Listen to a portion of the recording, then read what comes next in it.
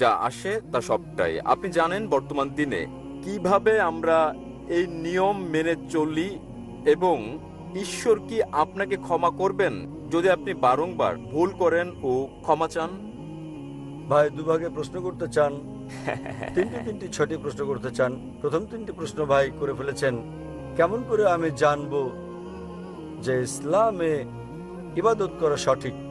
এটা বোঝা যেতে পারে ইসলামে কিভাবে আমরা ইবাদত করি সেটা কি ঠিক, অথবা এটা বোঝাতে পারেন যে ইসলাম কি সঠিক ধর্ম। আপনি কি বোঝাতে চান? আপনি জানতে চান কোনটা ইসলামে দ্বিতীয়টি, ইবাদতের ধারণা সম্পর্কে, সেটা কি ঠিক নাকি? ইসলাম কি ইবাদতের জন্য সঠিক ধর্ম? ভাই প্রথমে যে প্রশ্ন করেছেন তিনি জানতে চান কিভাবে তিনি জানবেন যে ইসলাম সঠিক ধর্ম আমাদের অনুসরণের জন্য, এবং দ্বিতীয় অংশ একই রকম, আমরা কিভাবে জানবো যে ইসলাম একমাত্র সত্যি। Yes sir. এবং তৃতীয়টি হচ্ছে তিনি বলেছেন, আমার একটা লেকচারে বলা হয়েছে, যীশু খ্রিস্ট তার শান্তি বর্ষিত হোক বলেছেন, যদি আপনি জান্নাতে যেতে চান আপনাকে সব নির্দেশনা মানতে হবে এবং তওরাতে উল্লেখিত সকল নিয়মের অনুসরণ করতে হবে।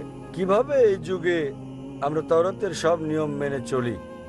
আমি চেষ্টা করব প্রথম দুটো প্রশ্নের জবাব একসঙ্গে দিতে। কি করে আপনি জানবেন যে ইসলাম সঠিক ধর্ম ইবাদতের জন্য, এবং কি করে আপনি জানবেন যে ইসলাম একমাত্র সত্যি? ইসলাম এসেছে আরবি শব্দ সালাম থেকে, যার মানে শান্তি। এটা আরো এসেছে আরবি শব্দ সিলম থেকে, যার মানে আল্লাহর কাছে নিজের ইচ্ছাকে সমর্পণ করা।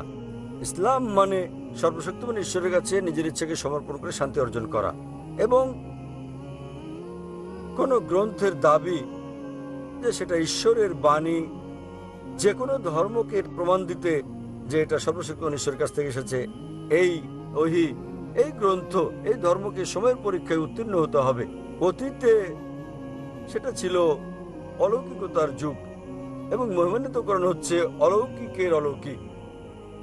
পরে আসলো সাহিত্য এবং কাব্যের যুগ। মুসলিম ও অমুসলিম আরব পণ্ডিতেরা একই সুরে তারা দাবি করলেন যে মহিমান্বিত কোরআন ছিল পৃথিবীর বুকে সবচেয়ে ভালো আরবি সাহিত্য।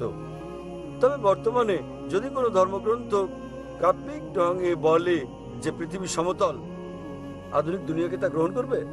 খুবই স্বাভাবিক না, কারণ বর্তমান হচ্ছে বিজ্ঞান ও প্রযুক্তির যুগ। তাহলে যদি আপনি এই পরীক্ষাটা করেন বিজ্ঞান ও প্রযুক্তির, বর্তমান সময়ে ধর্মগ্রন্থসমূহের যেগুলো আমাদের কাছে আছে, বিশ্বের বিভিন্ন ধর্মের সকল ধর্মগ্রন্থ পরীক্ষায় ফেল করেছে কোরআন ছাড়া।